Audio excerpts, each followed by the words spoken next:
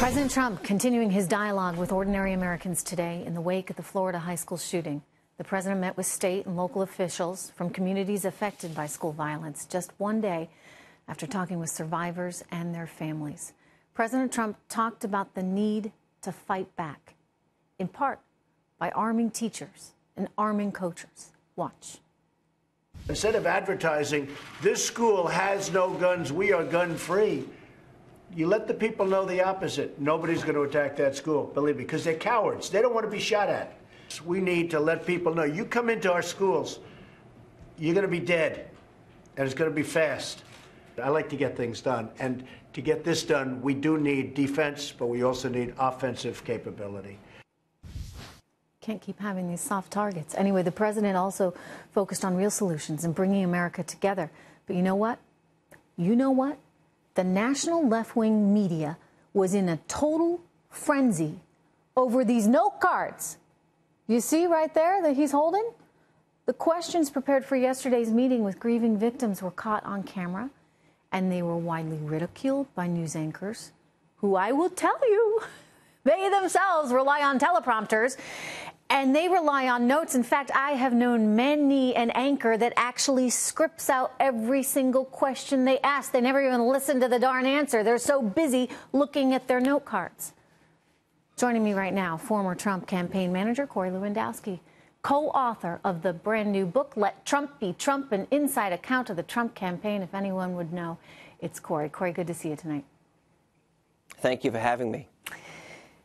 What's your reaction to what we saw the media engage in, this obsession over a bunch of index cards? Or rather, not a bunch, one index card.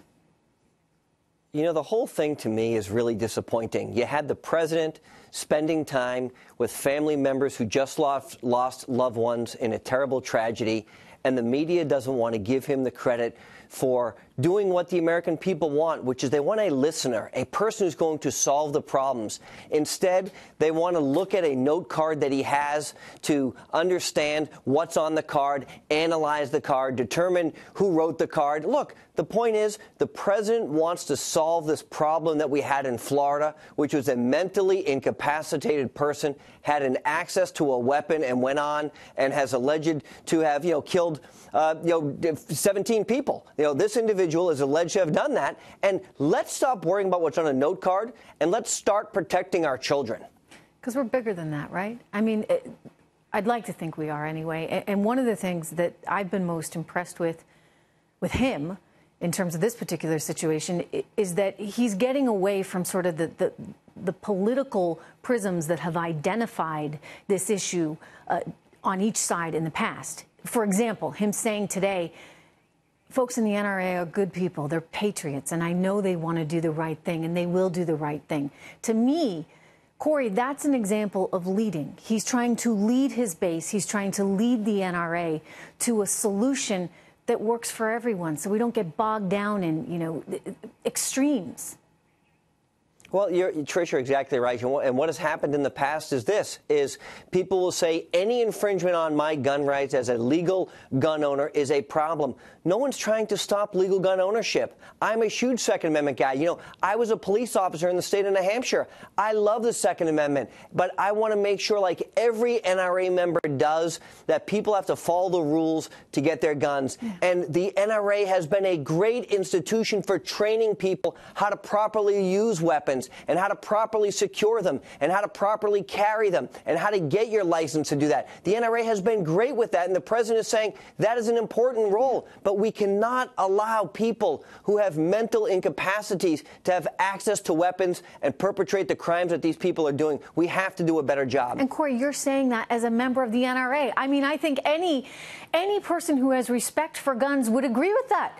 You don't want someone who's mentally not stable being able to commit the atrocity that this guy did down in Florida.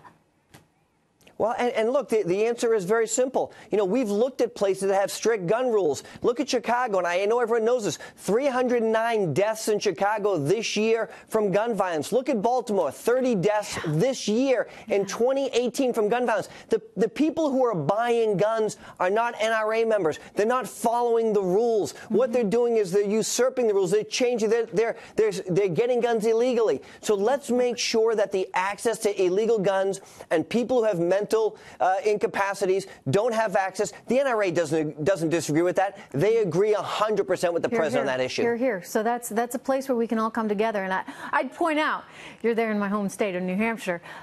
You know, if you want to take out a motorboat in New Hampshire, you got to go through a pretty intensive course, right, just to get your boating license so you can be out on the water. I mean, if we do that for boats, let's do it for guns as well. Why not? Why not make sure that everyone understands and respects the weapon that's in their hands? But, Corey, it's not just that. It's school safety as well. And he's talking about arming teachers. I don't know, is that necessarily the perfect option? I'd kind of like to see the equivalent of a U.S. Marshal that's on a plane, right, in every classroom if we need it. Corey, do we need to prioritize our kids in a way that we're just not doing?